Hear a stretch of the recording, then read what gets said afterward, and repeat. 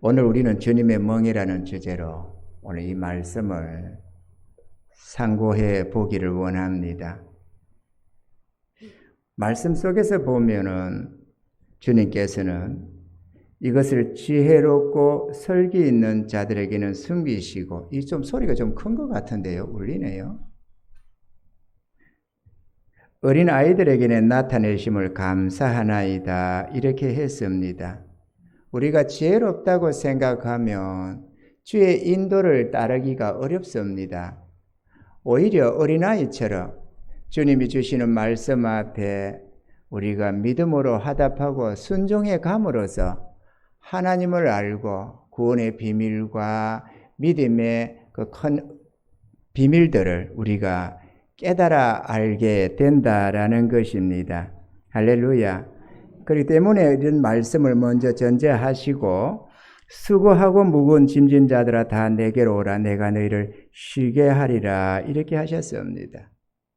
요즘에는 별로 못 보지만 옛날에 제가 29에 주의 구원의 은혜를 입었습니다.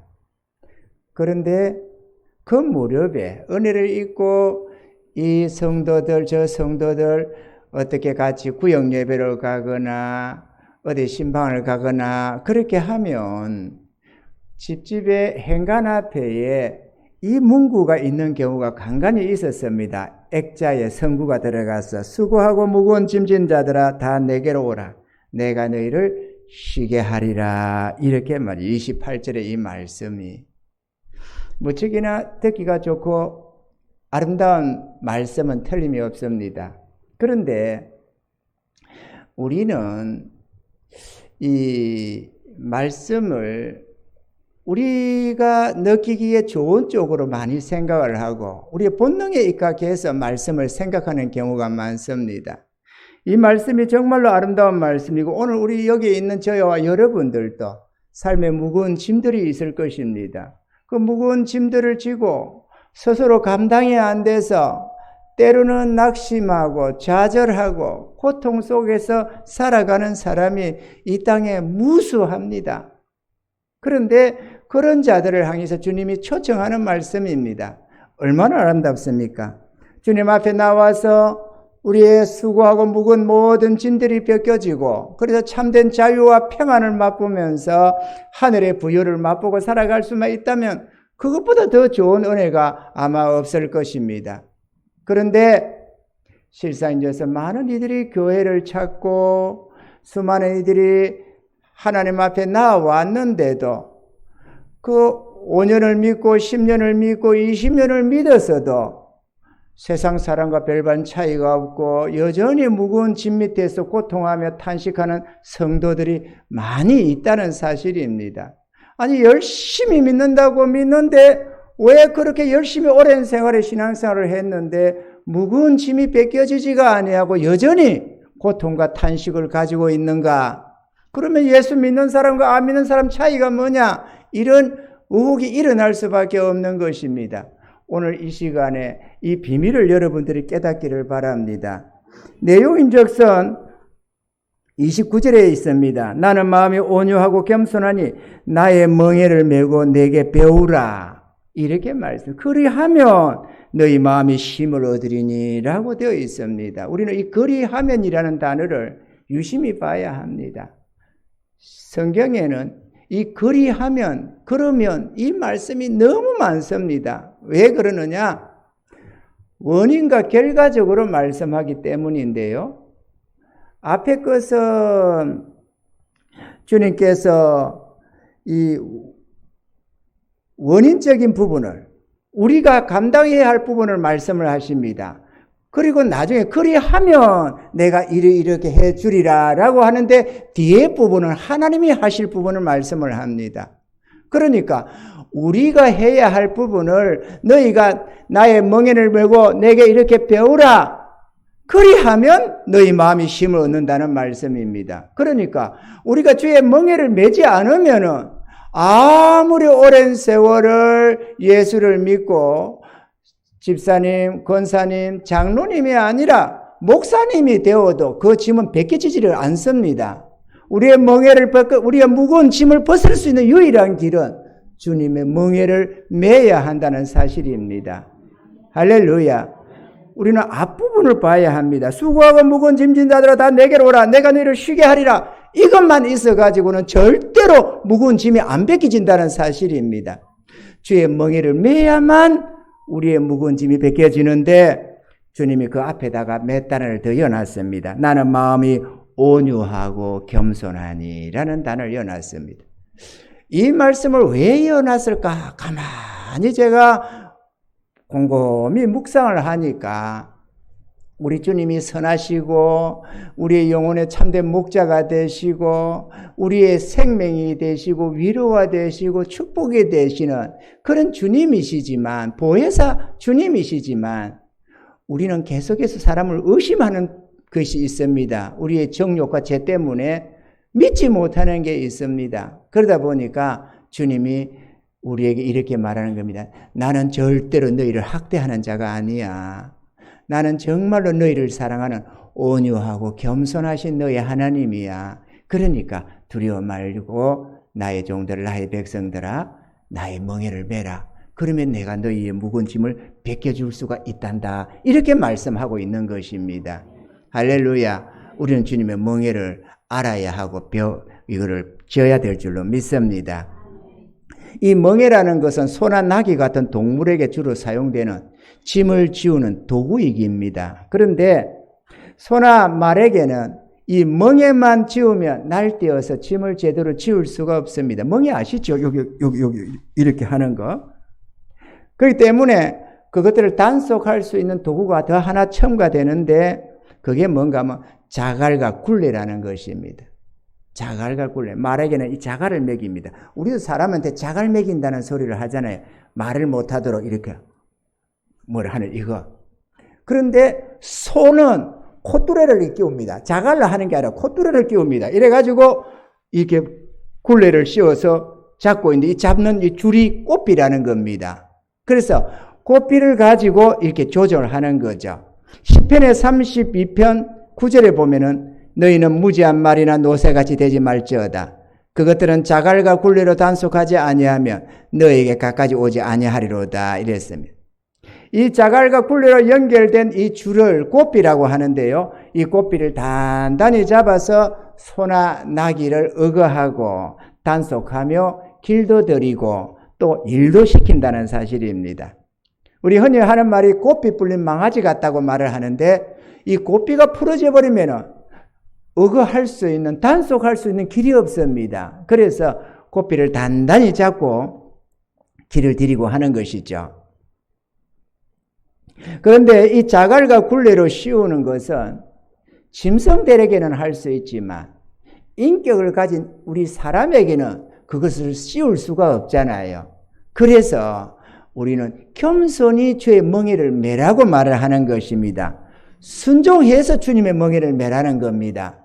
주님이 억지로 멍에를 씌울 수만 있다면 괜찮겠는데 사람에게 주님이 억지로 시킬 수는 없잖아요. 아무리 만왕의 왕이시지만. 그래서 나는 온유하고 겸손하단다. 나의 멍에를 매라. 그래야 내가 너희의 모든 무거운 짐을 벗겨줄 수가 있단다. 이렇게 지금 얘기를 하고 있는 것입니다. 할렐루야. 우리는 오늘 순종해서 매야 할 주님의 멍에에 대해서 살펴보면서 은혜 받고자 합니다. 신앙생활을 오래 했으면서도 주님을 인격적으로 만나지 못했거나 하나님의 능력을 맛보지 못해서 형식적으로 신앙생활을 하는 분들이 더러더러 많이 있는 줄로 압니다. 그런 분들은 주님의 살아계심이나 그분의 사랑, 능력, 축복 등을 머리로는 이해를 하는데 자신이 친히 경험해 본 경험이 없어서 그 말씀을 액면 그대로 믿고 순종하며 사는 것을 무척이나 어려워합니다. 오직 내 중심적으로 살아온 어느 사람이 어느 날에 보이지 않는 하나님을 믿으며 그의 약속의 말씀을 붙들고 순종하며 살아간다고 하는 것은 사실은 불가능한 일이라고 할 수가 있을 것입니다. 그런데 그런 자들도 오늘날 주님이 우리를 만나 주시고 성령이 우리 안에 임하시고 그래서 영적인 눈을 뜨게 되면 하늘의 하나님을 알게 되고 그분이 우리를 향한 그 사랑을 깨달으며 눈물 흘리며 통해 자복도 하고 회개하고 주의 것으로 돌아서서 남은 생애를 주님께 헌신해서 살아가게 된다라는 사실입니다. 할렐루야. 주님의 멍에를 배워야만 하나님을 제대로 알기 시작합니다. 할렐루야. 그래서 우리는 주님의 이 멍에 대해서 오늘 살펴보는데요. 먼저 예수님을 구주로 영접하셔야 합니다. 주님의 멍에는 주님 영접함이 없이 멍에를 맬 수가 없습니다. 육신적으로는 주님의 멍에를 맨다는 것이 불가능합니다. 있을 수가 없습니다. 죄인된 우리들은 주님의 십자가 앞에 나아가서 회개의 눈물과 함께 죄 씻음 받아야만 합니다. 할렐루야. 예수님이 이 땅에 오셔서 죄인된 나를 구원하기 위해서 저 영원한 지옥 형벌에서 건져주시고 이 땅에서의 이 모든 고통과 탄식 속에 있는 우리를 눈물 속에 건져주시려고 이 땅에 오셔서 우리를 대신해서 질고도 지시고 우리를 위해서 가난도 짊어지시고 결국에는 우리의 죄짐을 지고 십자가에 달려 죽으신 그 주님을 인격적으로 만나셔야 합니다. 그래야만 그 십자가가 나를 위한 십자가임을 깨닫고 통회하며 자복하게 됩니다. 나는 죄인임을 깨닫게 되고 가슴 치면서 주님 앞에 회개하게 되고 그때서야 나를 위하여 십자가에 주신 우리 주님 앞에 나를 드릴 수가 있는 것입니다. 이것을 영접이다 이렇게 합니다. 회개하고 주님을 영접하셔야 합니다.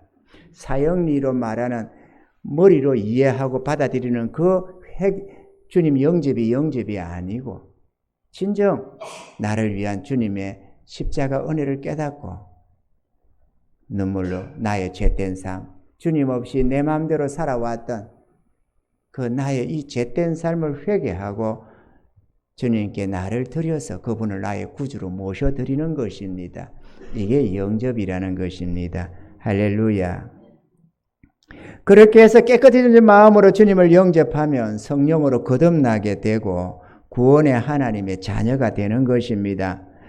오랜 세월의 육신적인 눈으로만 살아온 우리들이었지만 성령이 우리 안에 임하시면 그때서야 영적인 눈이 떠지게 되고 계시의 정신을 받아서 하나님을 알게 되고 또 그분을 믿고 의지하며 순종하여 살아갈 수가 있게 되는 것입니다.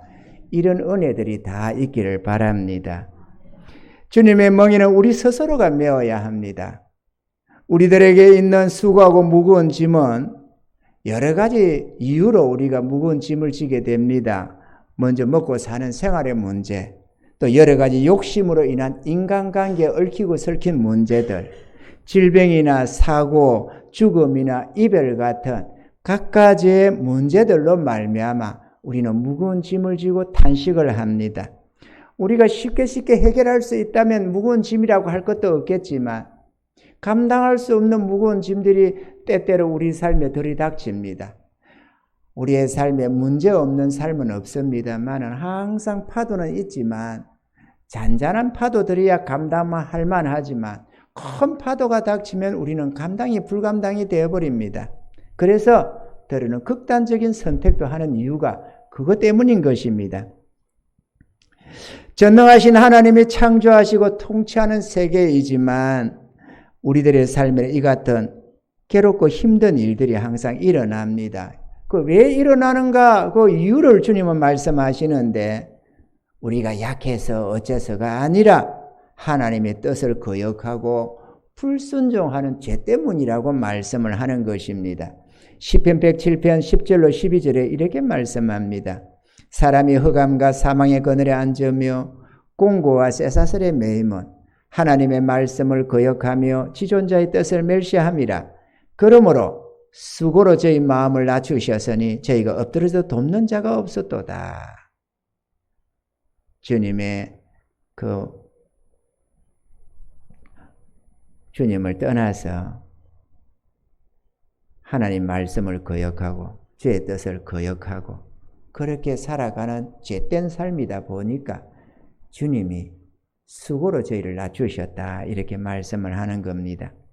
수고하고 무거운 짐을 벗어버리려면 주님의 멍에를 메고 배워야만 합니다. 그래야만 정욕과 죄에서 벗어날 수가 있고 모든 매임에서 벗어나서 자유로워질 수가 있습니다. 사람들은 평안과 행복을 갈망하지만 우리들 스스로는 그 길을 알지 못하고 찾지 못합니다. 주님의 멍에를 메고 배워야만 주의 인도함을 받아서 푸른 초장 실만한 물가로 인도함을 받아갈 수가 있는 것입니다. 할렐루야. 사랑하는 성도 여러분, 우리가 주님께 길들임을 받아야 되는데 주님 앞에 길들임을 받으려면 주의 멍에를 메면서부터 길들임을 받을 수가 있습니다. 멍에가 없이는 주님 앞에 길들여지지가 않습니다. 예레미야서 31장 18절에는 에브라임이 스스로 탄식함을 내가 정령이 들었노니 이르기를 주께서 나를 징벌하사 하심에 멍에에 익숙지 못한 송아지 같은 내가 징벌을 받았나이다. 주는 나의 하나님 여호와시니 나를 이끌어 돌이키소서 그리하시면 내가 돌아오겠나이다 그랬습니다. 나를 이끌어 돌이키려 하는데 멍에를 매는 멍에에 익숙지 않은 송아지 같은 내가 징벌을 받았다고 말을 합니다. 우리 모두는 주님의 멍에에 익숙지 못하며 길들여지지 않은 송아지 같은 존재들입니다. 길들지 않은 송아지가 무슨 선한 일을 할 수가 있겠습니까? 그래서 많은 성도들이 이 주님의 멍에를 왠지 모르게 본능적으로 싫어하고 거절합니다. 주님의 멍에를 메고 내게 배우면 쉼을 얻는다고 그렇게 요청하는데도 왜 주님의 멍에를 본능적으로 싫어하고 거절할까? 이유인저서 이렇습니다. 신앙생활에 얽매이고 싶지 않다는 생각 때문이겠고 자기 생활도 감당하기가 벅찬데 주님의 멍에를 메면 얼마나 더 힘들겠느냐고 생각이 되기 때문에 그런 것입니다. 이해가 되시면 아멘. 그러나 자기 마음대로 살고 싶은 이 본능에 멍에를 메는 것을 귀찮아하고 순종하는 것이 괴롭게 여겨져서 주님의 멍에를 메지 않으려고 하는데 이런 것들은 아마 우리 모두가 다 한 번쯤은 경험해 본 내용이 아닐까 이렇게 생각이 되어집니다. 여러분도 그런 생각을 하신 적이 있겠죠? 아마 다 있을 겁니다. 신앙생활에 얽매이고 싶지 않고 내 자유롭게 믿음 생활을 하겠다고 하는 그 생각 때문에 내가 주님의 멍에를 메고 주님 앞에 나아가면 그렇지 않아도 힘들고 괴로운 내 인생이 얼마나 더 괴로울까? 그래서 신앙생활을 적당하게 거리를 두고 자유롭게 신앙생활을 해야지 이런 생각을 다 하는 것입니다. 그러나 그거는 우리의 어리석은 생각이고 주님의 멍에 없이는 자유함도 없다는 것을 우리는 알아야만 합니다. 아멘이죠. 오늘 우리 안 선생님 오셨네요. 우리 성도님 개 한 마리가 여기 데리고 오거든요. 개 같이 앉아서 예배 드리라고 했는데 바깥에 뭐 해놨어요? 안 데리고 왔어요. 지난주에 탈출을 했어요. 이 쿨레를 씌워놨는데 이거를 씌워놓은 요거를 이놈이 얼마나 똑똑한지요. 항상 벗어버려요. 벗길 수가 있는 게 아니에요. 지가 무슨 손이 있는 것도 아닌 것 같은데 항상 매주마다 묶고 놓으면 벗어버리고 탈출을 하는 거야. 그래서 제가 예명을 하나 지어주기로 했습니다. 삐용이라고. 하도 탈출을 잘하니까 그 영화에 나오는 그 사람은 빠삐용인데 얘는 갬삐용. 워낙 탈출을 잘해요. 워낙 똑똑해가지고 그런가 봐요. 어차피 잊어버려가지고 지난주에 막 찾아서 헤맸잖아요. 온 건물을 다 뒤졌어요. 그래도 못 찾았지 않겠어요. 그래서 안 되겠다. 우리 성도님 교회 왔다가 개 잊어먹으면 어떡하나. 교회 나와서 예배 잘 드리고 개 잊어먹으면 안 된다. 이래가지고 우리가 급히 목회실에서 합심해서 기도를 했습니다. 하나님, 형통하게 찾게 해주세요. 우리 눈에는 그 녀석이 어디 있는지 모르지만 주님은 보고 있지 않습니까? 형통하게 찾게 해주세요. 이랬더니만 찾다가 집에를 갔는데 글쎄 아파트 몇 층에 있는 자기 집 앞 문 앞에 있더래요. 그래 찾았다는 거 아닙니까? 저거 집까지 달려갔나 봐요. 이 녀석이.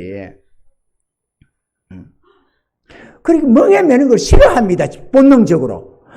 지를 위해서 했죠. 지를 괴롭히려고 묶어놨겠어요? 안 그래요. 그죠? 주님이 우리에게 멍에 매는 게 우리를 위해서지 주님 위해서 어디 묶어놓습니까? 우리를 괴롭히려고 하는 건 아니거든요. 그런데 우리는 본능적으로 싫어하는 거예요. 자꾸 뺏어야 된다고 생각하는 겁니다. 그러나 오늘 이 말씀 듣고 깨달으시기 바랍니다. 할렐루야. 우리가 주님의 멍에를 매면 그 멍에 속에서 순종하고 순종을 통해서 우리가 하나님의 사랑을 알게 되고 또 여러 가지 이런저런 체험들을 통해서 우리의 믿음이 자라게 되는 것입니다. 신명기 10장 13절에는 주님이 이렇게 말씀했습니다. 내가 오늘날 내 행복을 위하여 내게 명하는 여호와의 명령과 규례를 지킬 것이 아니냐.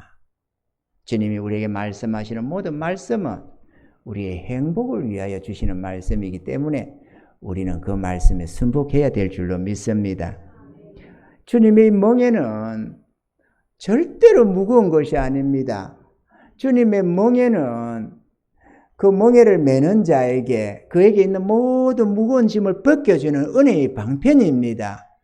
사실 볼 때는 무거운 것 같이 보입니다. 왜냐하면 우리가 그렇잖아요. 힘든데 주님의 규례와 법도 앞에 순복하는, 주님의 주권 앞에 순복하는 이 멍에를 매는 것은 고난 중에 더 고통을 더 가중시키는 거거든요.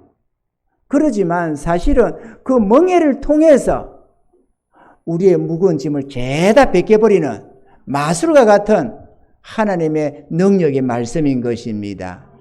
경험을 해보셔야 합니다, 여러분. 우리가 주님의 멍에를 메고 순종해야만 정욕과 죄와 우리 생활의 무거운 짐이 벗어져서 참 평안과 행복을 누리게 된다라는 사실입니다.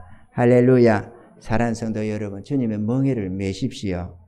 온유하고 겸손하신 주님의 멍에를 메고 배워야만 하늘의 법도도 깨닫게 되고 우리 삶의 이치도 깨닫게 되고 하나님의 능력과 지혜와 그 무궁한 복을 우리가 알고 받아들일 수가 있는 것입니다. 우리 시대의 강단에서는 멍에가 없고 순종을 요구하지 않는 구원의 복음을 전하는 이들이 참 많습니다.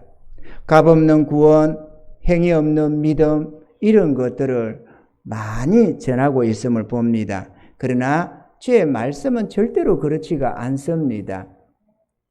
물론 십자가의 값없는 은혜를 구원을 값없이 믿고 의지해서 제사함과 구원받는 것은 맞지만 그것으로 끝이 아니고 주님의 멍에를 매야 된다는 거죠. 골로새서 2장 23절에는 이렇게 말씀합니다. 이런 것들은 자의적 숭배와 겸손과 몸을 괴롭게 하는 데 지혜 있는 모양이나 오직 육체 쫓는 것을 금하는 데는 유익이 조금도 없느니라 그랬습니다. 오늘 이 시대의 신앙을 두고 자유주의 신앙, 인본주의 신앙 이런 소리를 많이 합니다. 어느샌가 전 세계가 자유주의 신앙, 인본주의 신앙으로 물들어 버리고 말았습니다.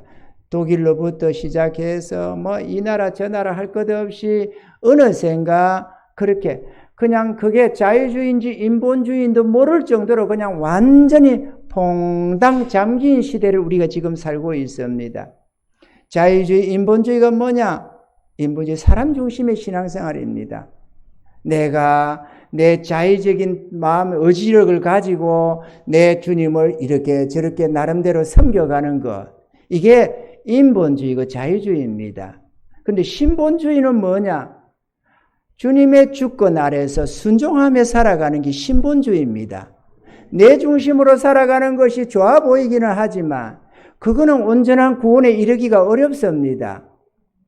그러면 어떻게 해야 신앙생활이 되느냐? 주님의 멍에를 메고 주님을 순복하며 따라가야 됩니다. 그게 참된 믿음이라는 것입니다.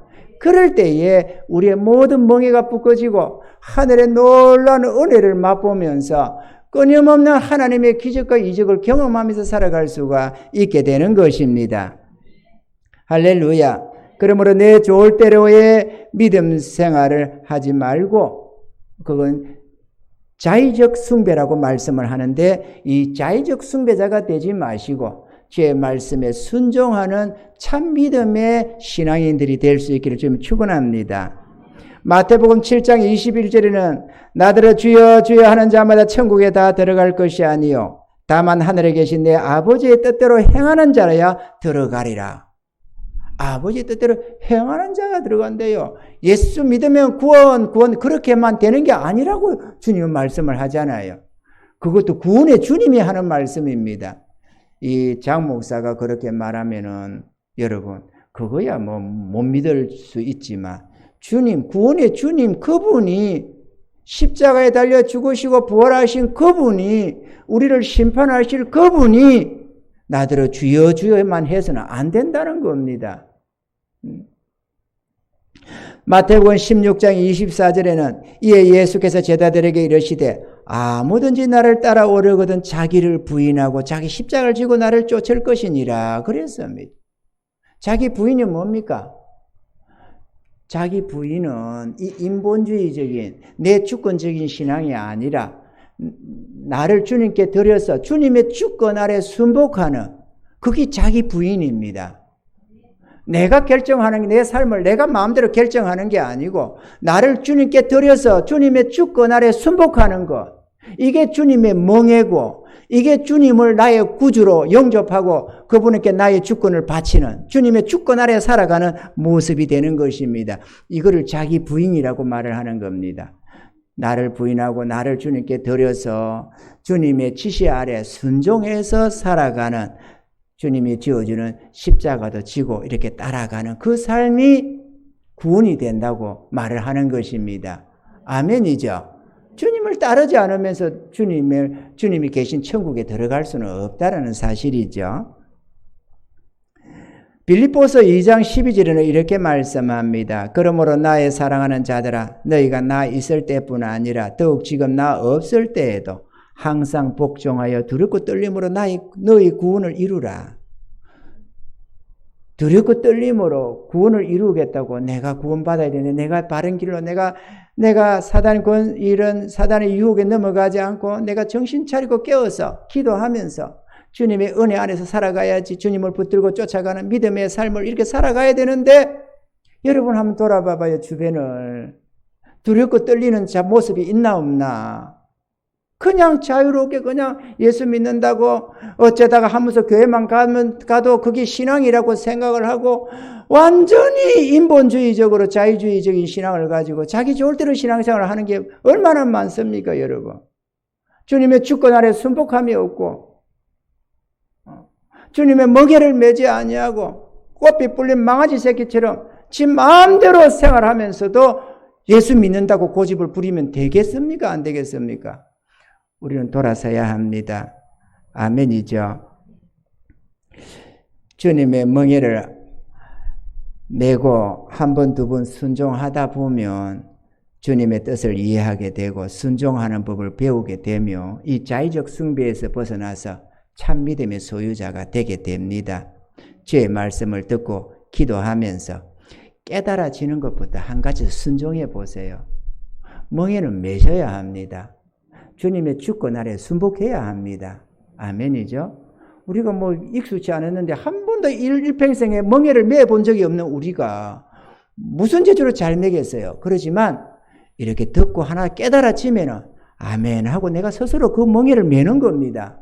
내가 스스로 주님의 굴레 안으로 들어가는 겁니다. 아멘이죠. 매보셔야 합니다. 매보면 점점 하나님을 알게 되고 주님과 교제가 일어나고 그냥 막연한 종교 생활이 아니라 주님과 함께하는 믿음 생활이 시작되는 겁니다.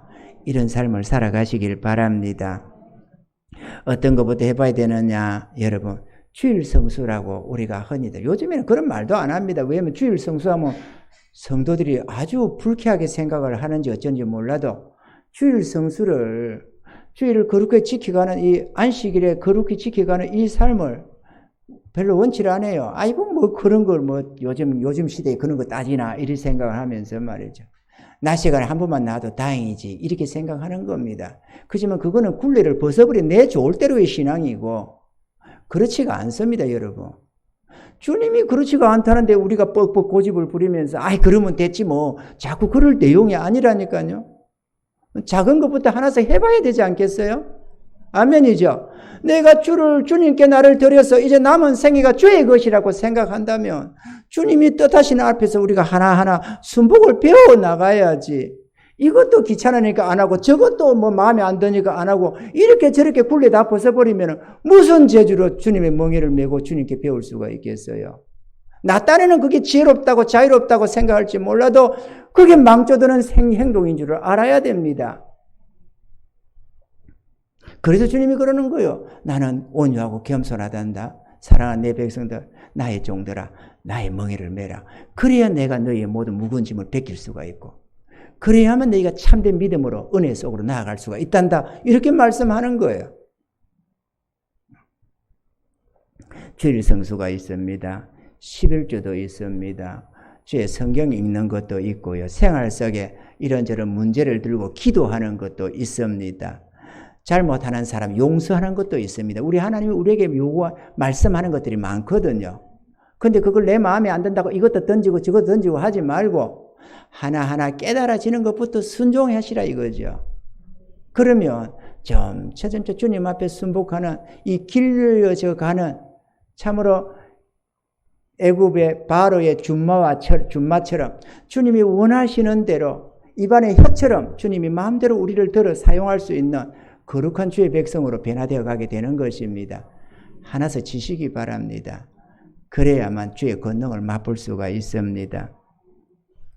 그래야하면 연약한 우리 자신은 점점 사라져가고 능력의 주님이 우리 삶에 역사하셔서 놀라운 하나님의 능력과 신비를 경험하게 되고 우리의 믿음은 점점 자라서 견고하게 되어져 가는 것입니다. 할렐루야. 제가 간증을 좀 할까 했는데 시간이 조금 많이 지나버렸네요. 뭐 이 시간이라는 게 하나만 할까 합니다. 먹고 마시며 생활 문제로 가지고 간증을 하면 참 은혜가 될 것 같은데 그거는 좀 길어지니까 그렇고 제가 이 강도사로 돼서 강도사는 우리 장로교에서는 좀 아는데 모르는 분은 모릅니다. 강도라는 거는 이 설교권인데요. 전도사에서 일명 준목사입니다. 목사 안수를 위한 모든 자격을 다 받은 상태가 강도사입니다. 도를 전한다는, 강론한다는 이 강도권을 가지는 거거든요. 그래서 이제 그때부터 이제 이렇게 강단에 서게 되고 이렇게 해서 어떤 상황에서 안수만 받으면 목사가 되는 준목사를 강도사라고 합니다. 무슨 칼든 강도가 아니고 말이죠. 그런데 제가 저 경기도 남양주 쪽에 교문리라는 곳이 있습니다. 망우리 고개 너머에 교문리가 있는데 그 너머 그쪽에서 신학교를 다니면서 공부를 했었습니다. 우연히 그렇게 흘러가서 거기서 말이죠. 그런데 하나님께서 어느 해인지 몇 년인지 잘 모르겠는데 계산을 대보면 알 수 있는데 어느 가을에 망우리 쪽으로 버스를 타고 집으로 간다고 가는데 그 맨목동을 지나가는데 주님이 저에게 말씀을 해왔습니다. 내가 그 당시에 가정에서 예배를 드리면서 목회 아닌 목회를 했거든요. 그게 목회인 줄 몰랐습니다. 집에서 예배를 드리면서 있으면서 하나님 저기도 교회를 주세요. 교회를 주세요. 그렇게 기도를 하고 있었거든요. 그런데 그 지나가는 주님께서 부천으로 가라 그러더라고. 그래서 부천이요? 그래가지고 생소해서 그래가지고 부천으로 가라고 하니까 아, 여보 우리 부천으로 가라신다. 그러니까 부천을 가야겠다. 이래가지고 이제 생각하고 있었습니다. 그런데 조금이면 곧 갈 줄 알았는데 하나님께서 다음에 봄날까지 가라는 명령이 없었습니다. 그런데 이제 3월인가 되었는데 그 이제 우리 성도님 한두 가정이 같이 믿기로 해가지고 나오기로 했는데 다른 지역에서 있다가 같이 이렇게 신앙을 이렇게 전도를 하게 되고 같이 이렇게 연합이 되는데 그래서 그러면은 부천으로 가라. 어디로 이사로 갑니까? 해서 부천으로 가세요. 먼저 하나님이 날들을 부천으로 가라 했으니까 부천으로 꼭 가게 될 겁니다. 그러니까 무조건 일단은 부천으로 가세요. 그래서 그 부천은 어디로 갑니까? 나도 모릅니다. 부천이 어떻게 생겼는지를 잘 모르니까 어쨌든 하나님이 부천으로 가라 했으니까 부천을 가세요. 그러면 하나님이 알아서 발걸음 인도해서 딱 그게 정착하게 해줄 겁니다. 그랬습니다. 그래서 부천으로 두 가정을 먼저 보냈어요. 그런데 하나님이 봄에 그러고 나서 부천으로 가을에부터 보냈는데 그리고 부천으로 가서 예배를 드리고 또 우리 집에 와서 예배도 드리고 이러면서 몇 개월을 보내고 있었는데요. 봄에 3월인가 되니까 이사를 가라 그러시더라고. 주님이 이사를 가래요. 그래서 이제 부천에 가 있는 우리 성도님 한 분한테 우리 나를 부천으로 가라고 하니까 이제 이사로 가라고 하니까 그 집을 한번 봐주세요. 그래가지고 이제 집을 보게 했습니다. 그러니 어떤 집을 합니까? 아, 글쎄 가보세요. 하나님 예배에 놓은 게 있을 테니까 가서 보면 알 수 있을 겁니다. 나가보세요. 그랬어요. 그러니까는 이제 뭐가 뭔지도 모르고 어느 지역인지도 모르고 동이 뭐고 우리가 모르거든. 단지 주님이 가라고 하니까는 하나님이 어련히 예배에 놨겠지 이렇게 생각해서 가라고 하는 거거든요. 이것도 하나님을 수없이 경험을 해야 이런 믿음도 생깁니다. 주의 멍에를 메고 배워야 된다니까요. 그래서 그래야 하나님을 아니까. 그래 갔더만은 전화가 왔습니다. 전화 왔는데 예, 이게 강도사님 이게 이런 집이 있고요. 근데 집을 옆으로 골목을 들어가서 집 안을 들어가는데 큰 집이 3층의 집이 있는데요. 옆으로 한쪽을 나와서 별도로 나가지고 들어가는데 그 들어가면 방이 이렇게 있고요. 바깥에 화장실이 있고요. 이렇게 생겼는데 들어가는 게 좀 엄습하고요. 이거는 아무래도 아닌 것죠? 그러더라고요. 그런데 그 순간에 주님이 그거다 그러시더라고요. 그래서 그겁니다. 그걸 계약하세요. 그랬지. 아니죠. 그런데 아닙니다. 그거 깁니다. 계약을 하세요. 그래. 그게 얼마였느냐? 보증금 300에 월 25만 원인가 그랬어요. 그렇게 계약을 하라고 했어요. 돈이 없으니까 좀 꾸어서 좀 계약 좀 하세요. 그래서 10%를 걸어가지고 보증금 30만 원 계약금 걸고 계약서를 썼어요. 한 달 뒤에 이제 가는 걸로. 그런데 저한테 돈이 하나도 없었거든요. 돈이 진짜 하나도 없었거든요. 그래가지고 왜 없었는가는 뒤 들어보면 알겠지만 지금은 여기 간증할 자리가 못해서 없고 아무것도 없었어요. 단돈 그것도. 그래가지고 날짜가 이제 점점 가까이 오는데 3일이 남았습니다. 이사 갈 날이. 3일이 남았는데 돈을 안 주시는 거예요. 하나님이. 놓을 데도 없어요. 받을 데도 없고. 왜냐면 일도 안 하고 있었거든. 신학 공부하면서 하나님이 기도로서 그냥 주시는 걸 먹고 이러고 살았거든요. 전능하신 하나님이 만나와 메추라기로 혹은 엘리야의 까마귀로 갖다 먹이는 그걸 먹으면서 신학 공부를 다 했습니다.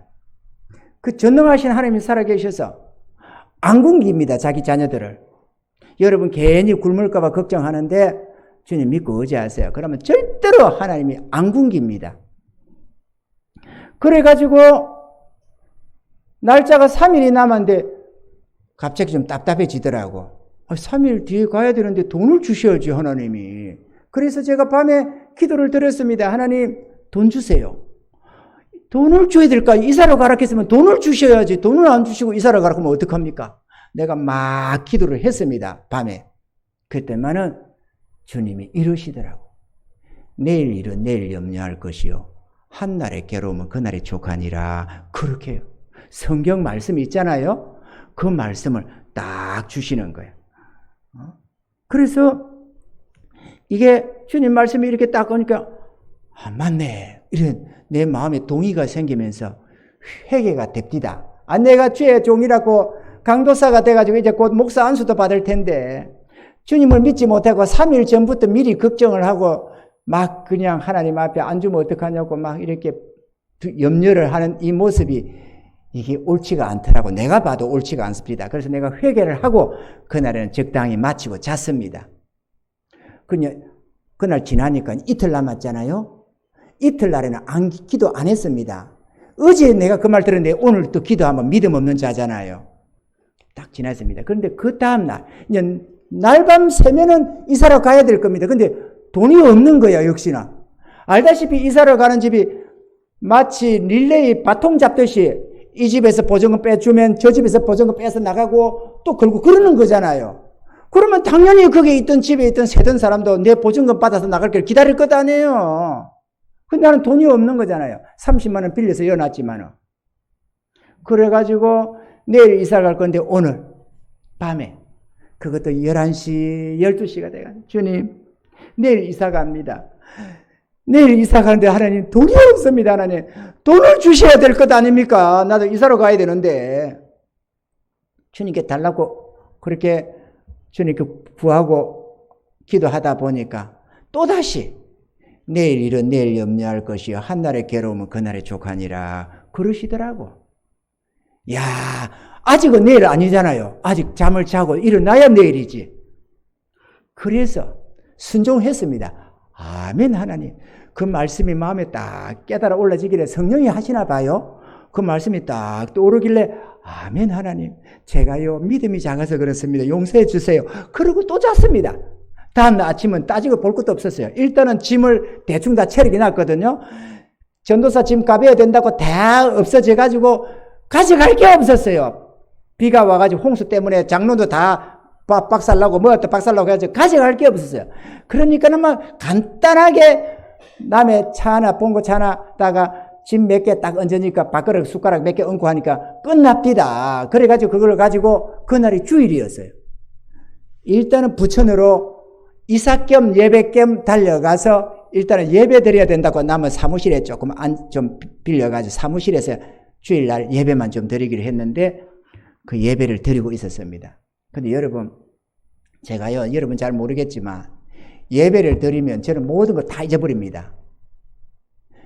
여러분 중에 누군가 하나가 나가도 그게 의식이 없어요. 이 하나님의 이 뜻만 바로 전하겠다는 생각 속에서 모든 것이 거기에 집중되어 가지고 이거 물 하나 마실 생각도 못 하잖아요. 시간 가는 줄도 몰라요. 내가 이거 시간 맞춰야 되는데 이거 간증은 좀 해야 되겠죠. 주님 멍에 가르쳐 드리려고 그래요. 멍에가 얼마나 쉽다는 거를.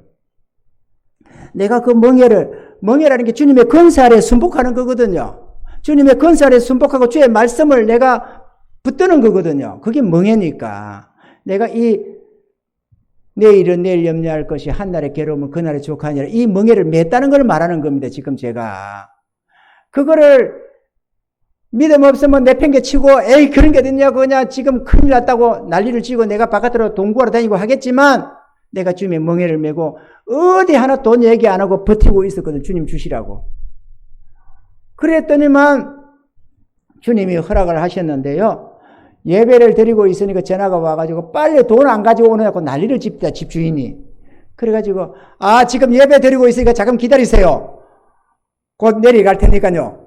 이렇게 했습니다. 그래가지고 이제 예배 다 마치고 내려갔습니다. 그 바로 밑에가 집이 있었기 때문에 바로 그 근처에 예배를 드리고 있었기 때문에 차에다가 짐 몇 개 실어 놓고 그냥 내려갔습니다. 내려가니까 얼마나 답답해야지. 도살장에 끌려가는 어린 양처럼 이렇게 그냥 뭐라고 해야 되나 걱정이 태산 같은 거야. 그래 내려갔습니다. 우리 집사님이 한 번 더 같이 욕 좀 먹어주겠다고 따라 나서더라고. 그래 같이 갔는데 가니까 어찌 됐느냐고 말이야. 새벽부터 이삿짐 내보내고 도배해놓고 기다리고 있다는 거야. 평상에 있더라고. 집주인하고 돈 받아갈 아저씨하고. 그래가지고 할 말이 있어야지. 예, 돈이 안 됐습니다. 그러니까 펄떡펄 뛰더라고, 집주인이. 아니, 동의 안 되면 어떡하냐고, 이렇게 준비 다 하고 기다리고 있는데. 그러니까 같이 갔던 집사님이 이러더라고. 아, 예, 놓을 때서 안 났어요. 그렇더라고. 그 놓을 때서 안 났다고 하는 게 하나님이 돈 안 줘서 못 가져왔다는 말인데 집주인이 이렇게 듣더라고. 좋게 듣습니다. 아, 새가 안 빠졌습니까? 이렇게. 그러니까 이 집사님이 나는 차마 옳으면 옳다 아니면 아니다 하라겠지. 거짓말 하지 말라겠어. 입을 꾹 다물고 있는데 옆에서 아, 예 이러고 끝내더라고. 그럼 내일 됩니까? 그러는데 글쎄요, 나는 답을 못 하겠더라고. 예 문제고 아니면 아니로 하라 하잖아요. 그죠? 괜히 이게 저거를 된다고 이렇게 막 말을 하지 말라잖아요. 그래서 나 대답을 못 하고 아, 예 그러고 있으니까 그 순간에 전화가 오더니만은 돈 됐다고. 내일 된다고 그럽니다. 그래 해결했어요. 그 조금 고난은 맛봤지만 해결이 됐어요. 문제는 이게 문제가 아니에요. 이렇게 하나님이 주시는 것은 빚이 안 된다는 게 첫째 좋은 조건이고요. 뭐가 됐든지 하나님이 줄 때는 빚이 안 됩니다. 제가 대수술도 받았지만은 빚진 적이 없어요. 그래 우리 아이들 대학 공부 다 시키고 대학원 공부 다 시켜도 빚이 하나도 없다는 거 아니에요. 하나님이 주시는 것만 하다 보니까 빚이 없어져요. 하나님이 다 책임을 져줍니다. 우리 하나님이 전능하시거든. 주님의 멍에는 멸만합니다. 똑똑하다고 스스로 이렇게 머리 굴리고 학자금 받고 이러면 빚 죄다 다 돼요. 그냥 하나님이라고 기도하고 있으면 하나님이 다 채운다니까. 그 능력을 맛봐야 돼요. 문제는 그 멍에를 메고 보니까 나는 그때 순종하는 차에서 맨 것뿐인데 그때로부터 이 염려, 근심, 걱정이라는 걸 하나님이 깨끗이 내한테 제해버렸습니다. 한번 생각을 해보세요. 당일치기 갔어야 걱정할 걸 뭐하려고 염려, 근심이 있겠어요? 염려, 근심, 걱정은 미리 하는 겁니다. 그죠?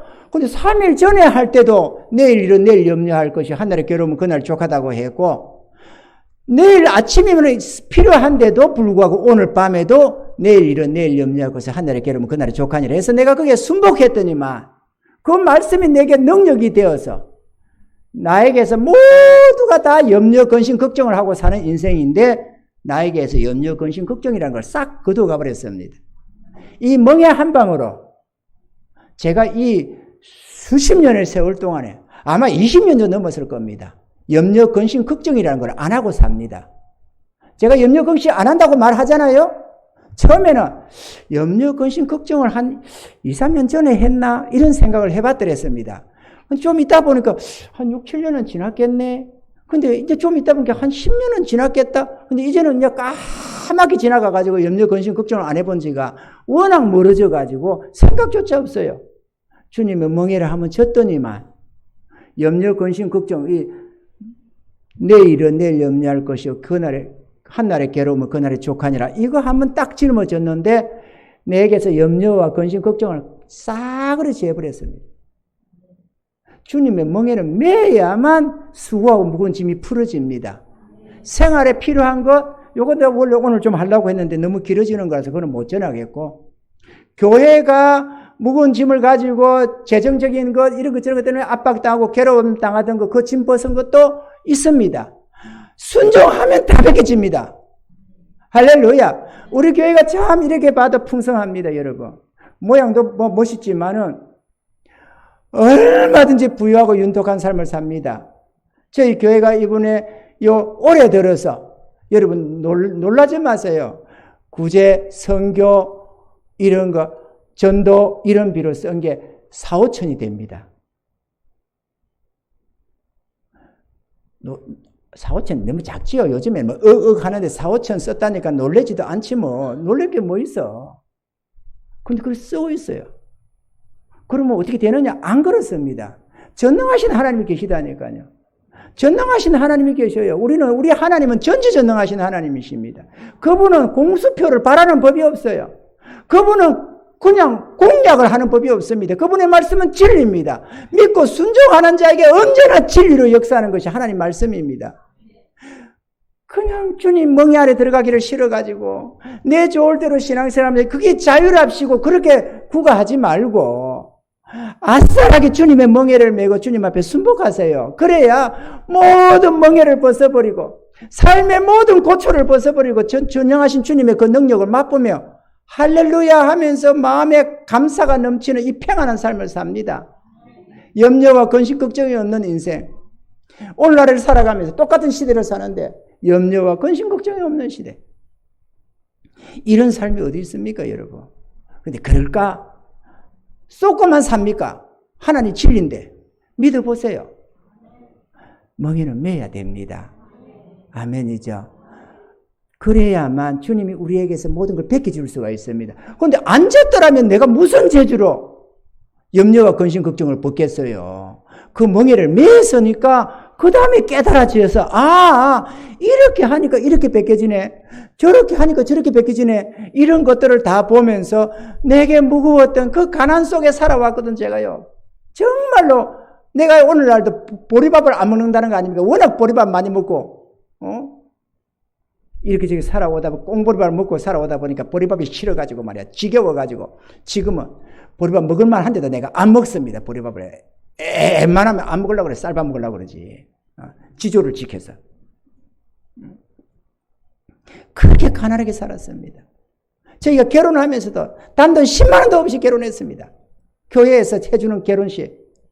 그랬지만 그런 내가 이 같은 자유함을 누리고 주님 의지해서 모든 부유함을 맛보며 살아갑니다. 이 별 볼 없는 개척교회 같은 이 교회에서도 돈 안 하고 여러분의 헌금에 신경 안 쓰고 전능하신 주님만 바라보고 살아갈 수 있는 것은 그분이 필요한 건 다 채운다는 걸 내가 알기 때문에 수도 없이 경험하며 살아온 경험 속에 있는 하나님이시기 때문에 그분이 약속하신 대로 반드시 지킨다는 걸 알기 때문에 여러분의 월급날에 언젠지 뭐가 어쩐지 하나 생각 안 하고 헌금 시간 따로 안 두고 이렇게 하는 거잖아요. 마음 편하게 헌금에 신경 쓰지 말라고. 괜히 헌금 신경 쓰면서 교회 가면 돈 있어야 된다는 소리나 하지 말라고. 하나님이 은혜 입으라고 이렇게 하는 것 아니에요. 이러면은 헌금이 뭐 되겠나. 더 많이 주세요. 우리 하나님께서 필요하면 떼돈을 줘서라도 줍니다. 우리 하나님은 전능하시거든요. 맛보면 안다니까요, 여러분. 맛보면 알아요. 저희가 우리 집에서 일하는 사람 하나도 없이 저희 식구들이 아버지 모시고 살면서 신학 공부하면서 1년도 더 버텼습니다. 한 푼도 일하는 거 없이도 주님 앞에서 기도만으로 먹고 살았습니다. 하나님은 전능하십니다. 하나님은 전능하십니다. 그분이 우리를 지극히 사랑하십니다. 우리가 괜히 그분을 의심하고 두려워하고 그래가지고 주님과 거리를 두고 주님 나한테 간섭하지 말라고 자꾸 밀어내다 보니까 고생을 하는 것이지. 그분 안으로 들어와 보세요. 얼마나 놀라운 은혜를 경험하는지, 얼마나 자유함을 맛보는지 말이에요. 할렐루야.